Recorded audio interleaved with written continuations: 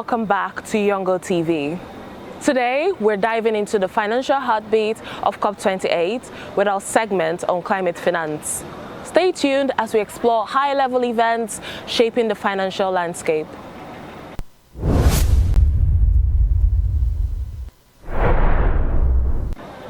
First up, let's get a bird's-eye view into the high-level events shaping the climate finance landscape at COP28. We've got Irene to give us the details. Irene, what do you have for us?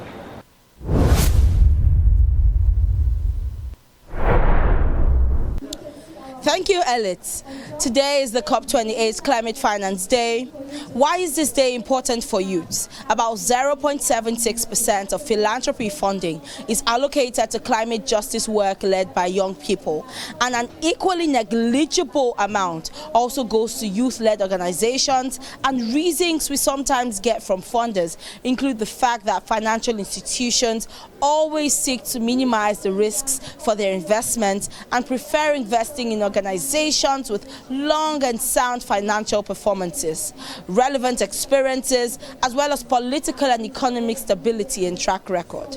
It is, however, imperative that climate funds should be intentional about having specific and special provisions for youth-led initiatives. And let me take this opportunity to thank and appreciate the likes of the African Development Bank and Access Bank, to list a few, which are already thinking and acting in this direction to promote sustainable and youth-led initiatives. We would like to see more of institutions which support youth-led organizations while providing the necessary hand-holding support in form of trainings, in form of support, to scale their enterprises. In all these, the youth remain resilient while creating innovative and resilient initiatives which continue to solve major local and global climate challenges.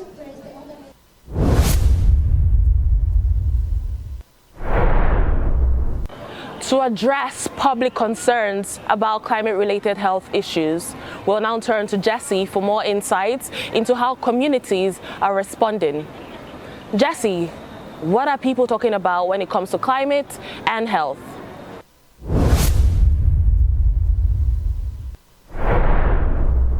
Good morning. This is Jessie reporting live from the heart of COP28. Today is a crucial day as we discuss the key theme, health and climate change. For the first time ever, this year's conference will feature health as a key theme. Health Day at COP28 has brought together a diverse group of experts, policymakers, and activists. We are here to delve deeper into solutions that are being proposed by global leaders to shed light on this complex issue.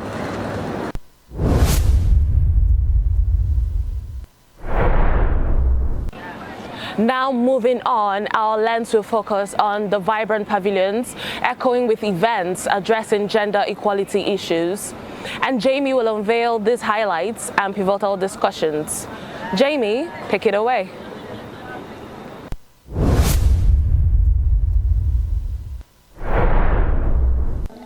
We are celebrating Women and Gender Day at COP28 in Dubai. The unequal impact of climate change on marginalized groups and the importance of gender-responsive climate finance is widely acknowledged. Women and gender as a social consideration is on the official agenda in a few ways. Historically, the Lima Work Program on Gender was established in 2014 to advance gender balance and integrate gender into the work of the parties and the Secretariat. Last year's COP27 in Egypt saw the adoption of the Intermediate Review of the Implementation on the Gender Action Plan, or GAP, and the amendments to the GAP. Gender has continued to be discussed under informal consultations at this COP. There are draft conclusions, however, they are not agreed upon. In a meeting on December 2nd, debate ensued over possible guidance for next steps or future work. Delegates expressed concerns over how smaller delegations would find resources to participate in future work under the work program, proposed to be held immediately before or during SB 60 in Bonn. Today, the high-level in-session dialogue will focus on financing gender-responsive just transitions and climate action. Heavy hitters will be delivering remarks from the need Heavy hitters will be delivering remarks on the need for gender equity in the climate action sphere, including former United States Secretary of State Hillary Clinton. Various pavilions are also hosting a range of events to highlight the critical nature of women and gender in the UNFCCC space. I had a chance to catch up with Olanike Obalanchi Duramola from Nigeria, who is the Executive Director on the Initiative for Sustainable Environment and a strong advocate for women. She hosted an event today in the feminist leadership on the Climate Action Pavilion at the context of displacement and migration at the Climate Mobility Pavilion. You can find women and gender events happening every day at the Women and Gender Constituency Pavilion in Zone B7, Building 90 on the top floor. Jamie Cummings reporting from the field. Thank you.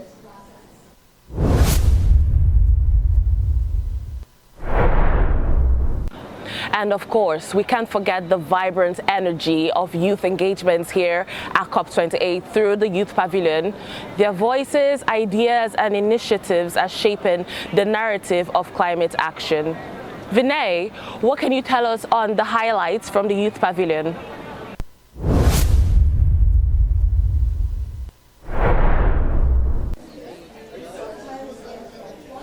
Thank you, Elitz. Several of the COP28 pavilions in the Blue Zone are curating events and engagements specifically tailored for youth. Here's an overview of youth events at some of these pavilions. In the Azerbaijan Pavilion, Impact of Climate Change on Children and Youth, Building Resilience through National Adaptation Plans will happen on December 8th. In the Canada Pavilion, there will be a track dedicated to youth empowerment on December 8th, focused on a wide range of areas such as art, education, energy, and collective action. In the Cuba Pavilion, there will be a dialogue between youth and the Cuban Minister of Environment on December 8th at 1 p.m. In the Egypt Pavilion, Julieta Romero, a young artist, will be creating a mural in the pavilion celebrating diverse collaborations that pave the way for a sustainable future. Once the mural is finished on December 5th, Julieta will open to conversations at 11:30 a.m. In the Germany Pavilion, the Latin America Youth Climate Scholarship will be hosting climate diplomacy youth leaders take the floor on December 8th at 10 a.m. In the Indonesia Pavilion, bolstering of youth climate action on Global North and Global South will take place on December 11th at 9 a.m. The pavilion will also be holding Indonesian youth actions on climate, creating a better future on December 11th at 10:30 a.m. In the Israel Pavilion, the Tiffany Project will conduct an event on December 8th at 11:30 a.m. called Seeds of Change. Female leadership meets the art of regeneration and healing of our children and the planet. In the Resilience Frontiers Pavilion, an Imaginers workshop will take place on December 6th at 12 p.m. Children's Cities and Climate Action Lab will take place on December 5th at 2 p.m. And a youth intergenerational dialogue and the futures of cities with Climate KIC will take place on December 6th at 2 p.m. In the Seychelles Pavilion, there will be a youth track on December 8th involving the Minister of Agriculture and Environment. Stay tuned for more updates regarding youth events and engagements at the pavilions. My name is Vinay Karthik and I'm reporting to you from YoungoTV.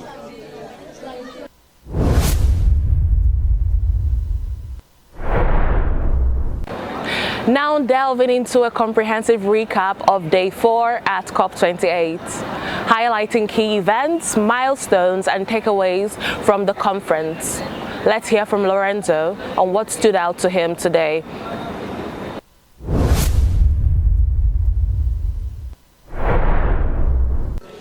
Good day, this is Lorenzo Sablay, still here in COP28 Dubai.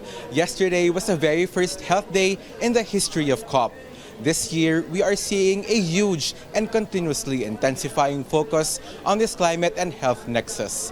Climate change negatively impacts health and well-being in many aspects. Furthermore, healthcare systems are big emitters. We now see 123 countries also endorsing the COP28 UAE Declaration on Climate and Health, seeking to enhance cross-sectoral collaboration, reduce emissions in healthcare, and increase climate health financing. The COP28 presidency also pledged $1 billion in financing commitments for climate and health, including from the Global Fund to fight AIDS, tuberculosis and malaria, the Green Climate Fund, and the Rockefeller Foundation. This represents a major milestone to close the health financing gap and scale up climate health financing solutions. Medical and healthcare professionals also lobbied the COP28 open letter on fossil fuels from the medical and health community addressed to the COP28 presidency. In this letter, they stressed that the COP28 presidency and the leaders of all countries should commit to an accelerated, just, and equitable phase-out of fossil fuels as the decisive path to health for all, to provide the clean air, water, and environment that we are foundational to good health. Medical and healthcare professionals also lobbied their COP28 open letter on fossil fuels from the global medical and health community addressed to the COP28 presidency. In this letter, they stressed that the COP28 presidency and the leaders of all countries should commit to an accelerated, just, and equitable phase-out of fossil fuels as the decisive path to health for all, to provide clean air, water, and environment that are foundational to good health. The Green Climate Fund Executive Director Mafalda Duarte also shared that the WHO and UNDP are also announcing a climate and health co-investment facility. In person or online, be involved in our fight for our planet and for our health. Check out the World Health Organization's COP28 Pavilion programs. As Prime Minister of Barbados, Mia Amor Motley said, "Without health, we have nothing." Reporting to you from the Expo City, the home of COP28 Dubai, back to you, Elites.